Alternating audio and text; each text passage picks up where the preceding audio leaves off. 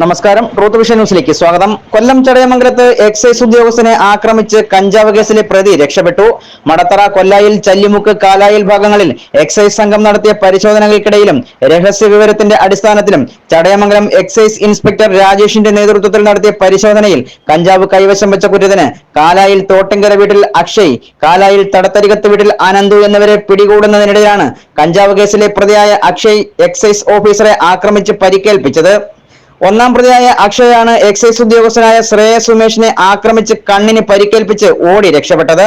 ഇയാളുടെ പേരിൽ മുൻപും കഞ്ചാവ് കേസുകൾ ചടയമംഗലം എക്സൈസ് ഓഫീസിൽ രജിസ്റ്റർ ചെയ്തിട്ടുണ്ട്. മടത്തറയിലും സമീപ പ്രദേശങ്ങളിലും യുവാക്കൾക്ക് കഞ്ചാവും മറ്റ് ലഹരി വസ്തുക്കളും എത്തിച്ചു കൊടുക്കുന്ന ആളാണ് അക്ഷയ്. ഇയാൾ കച്ചവടം ചെയ്യുവാൻ ഉപയോഗിക്കുന്ന മൊബൈൽ ഫോണും എക്സൈസ് സംഘം പിടിച്ചെടുത്തു. ഒളിവിൽ പോയ പ്രതിക്കായി തിരച്ചിൽ ആരംഭിച്ചിട്ടുണ്ട്. സംഘത്തിലുള്ള മറ്റുള്ളവരെ പറ്റിയും വിവരം ലഭിച്ചിട്ടുണ്ടെന്ന് എക്സൈസ് ഇൻസ്പെക്ടർ അറിയിച്ചു. വരും ദിവസങ്ങളിൽ കൂടുതൽ അറസ്റ്റുകളും ഇത്തരക്കാർക്കെതിരെ ശക്തമായ നിയമ നടപടികളും സ്വീകരിക്കുന്നതാണെന്ന് എക്സൈസ് സംഘം അറിയിച്ചു. കഴിഞ്ഞ ഒരാഴ്ചക്കിടയിൽ മടത്തറ, കൊല്ലായിൽ ഭാഗങ്ങളിൽ നിന്നും 5 പേർക്കെതിരെയാണ് ചടയമംഗലം എക്സൈസ് സംഘം ലഹരി ഉപയോഗവുമായി ബന്ധപ്പെട്ടുള്ള കേസുകളെടുത്തത്.